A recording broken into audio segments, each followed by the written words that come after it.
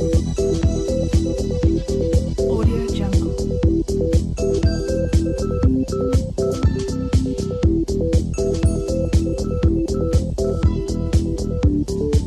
Audio Jungle.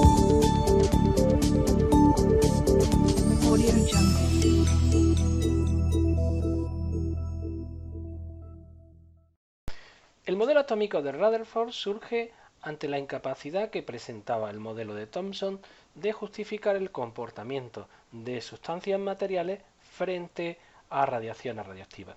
Debemos de recordar que las radiaciones de elementos radioactivos eran capaces de atravesar la materia, y esto no tenía cabida en el modelo atómico ni de Dalton ni del modelo de Thomson. Para tratar de evidenciar qué era lo que estaba pasando en este proceso, Geiger, Madsen y Rutherford diseñaron una experiencia aprovechando los descubrimientos que se estaban haciendo sobre la radiactividad. Así, lo que hicieron fue colocar una pequeña lámina de oro frente a un compuesto radiactivo e intentar saber qué es lo que ocurría alrededor. Para poder ver el experimento, traigo esta pequeña animación. Así, lo primero que nosotros teníamos era un pequeño elemento radioactivo que se encerraba dentro de un bloque de plomo para asegurarnos que solo había emisión de partículas por este pequeño orificio. El tipo de partículas en las cuales estábamos interesados eran las partículas alfa, que debemos de recordar que eran átomos de helio doblemente ionizados, es decir, que tenían carga positiva, de forma que cuando interaccionaran con la materia, pues su carga positiva también nos iba a dar información de cómo estaba distribuida la carga positiva dentro de los átomos. Delante de esta emisión, lo que se iba a ocurrir era poner una serie de detectores, en este caso con sulfuro de zinc, que al pasar material ionizante mostraba cierta fluorescencia, y delante pues una lámina de oro muy delgada, puesto que debemos de recordar que las radiaciones alfa no eran muy penetrantes, no tenían el poder de penetración que tenían la radiación beta de electrones ni la radiación gamma. Lo que ellos observaron simplemente con este sistema fue que a medida que se acumulaba el tiempo, la gran mayoría de partículas alfa atravesaban y dejaban una marca bien señalada justo al otro lado de la lámina de oro. Y solo se observaban pequeñas marcas que hubieran rebotado y algunas que se hubieran desviado. Para poder comprender a qué conclusiones llegaron ellos en su experimento, lo que tenemos que tener muy claro es que ellos descubrieron con estos detectores: 1. La mayor parte de las partículas seguían una línea recta o se desviaban muy poco. 2. Solamente muy pocas partículas se desviaban grandes ángulos, lo que contradecía que el modelo atómico era un átomo compacto. Y solo una de cada 20.000 no atravesó la lámina y terminó rebotando. Esto lo que le propuso a Rutherford es que en el átomo tenía que haber una parte más central que tuviera carga positiva y que pudiera interactuar realmente con las partículas alfa, que tenían dos cargas positivas, que estábamos nosotros emitiendo. De esta forma, lo que nosotros teníamos un modelo de átomo hueco. Ahora veremos el modelo de átomo. Quiero que veáis el mismo experimento ya en términos reales, un modelo que hay preparado para poder, digamos, de estudio, para que podáis ver, pero que en este caso es completamente real. Mirad, este modelo se preparó para celebrar el centenario del experimento desarrollado por Thomson, y lo que quiero que veáis es cómo en el experimento lo que tenemos es una cúpula que posteriormente se verá mejor.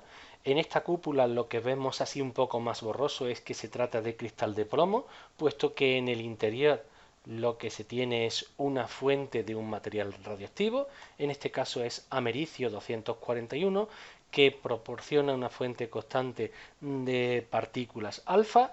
Como podemos observar, justamente delante de la fuente radioactiva se encuentra la lámina de oro, y en la parte de atrás lo que nosotros podemos detectar son dos detectores. Uno que es fijo, que es el detector primario, y otro, un detector secundario que va girando. Entonces, con este detector secundario, lo que nosotros podemos ver y contar es el número de partículas en el primario.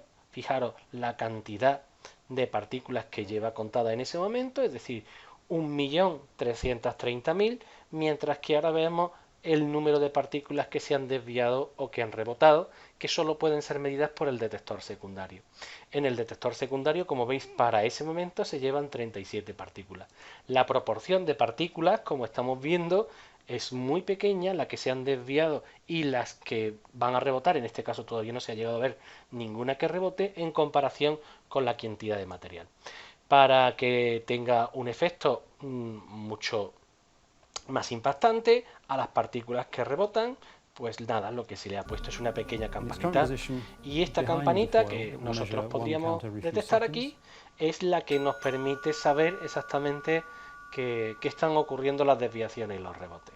Esto es básicamente la experiencia de Rutherford para corroborar que el modelo de Thomson estaba en un error. Ojo, el hecho de que el modelo de Thomson estuviera en un error no quiere decir que el de Rutherford tampoco lo esté. Ya veremos que tiene también una serie de inconvenientes que surgen de la misma historia, de volver a plantearnos cómo son las propiedades de la materia. Obtenemos hechos experimentales que contradicen lo que estamos proponiendo. Sin embargo, como mínimo, el modelo de Rutherford permitía justificar todo lo que habíamos hablado del modelo de Dalton, todo lo que habíamos hablado del modelo de Thomson, y además permitía comprender por qué la materia podía ser atravesada por las radiaciones emitidas por sustancias radiactivas. Así, lo que él propuso es que el átomo debía estar formado de tal manera que la mayor parte de la masa y de la carga positiva se encontrara en un punto muy pequeño, al que él llamó núcleo, de forma que la mayor parte del átomo estaba vacía.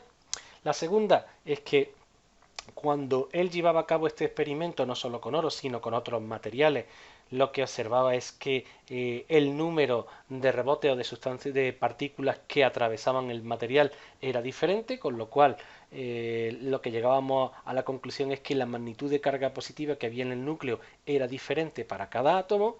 Y finalmente él lo que dijo es que fuera del núcleo se movían los electrones en un número igual al de cargas positivas que hay en el núcleo, y como habíamos constatado, pues con una masa de aproximadamente 1840 veces menor que la que tenían los electrones.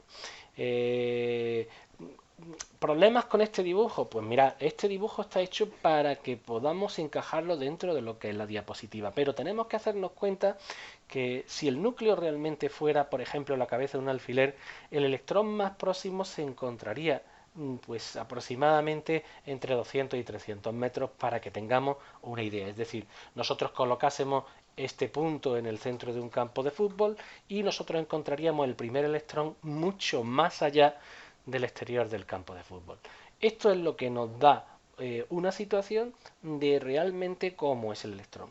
Entonces, ¿por qué la materia digamos, sólida y no la podemos atravesar? Pues bien, la realidad es que estos electrones se mueven a tal velocidad que cuando nosotros nos aproximamos, por ejemplo, a una pared e intentamos atravesarla, lo que nosotros notamos es la repulsión interelectrónica. Y ya veremos también que los átomos se encuentran unidos mediante interacciones electrostáticas y electromagnéticas, que es lo que llamamos nosotros enlaces químicos.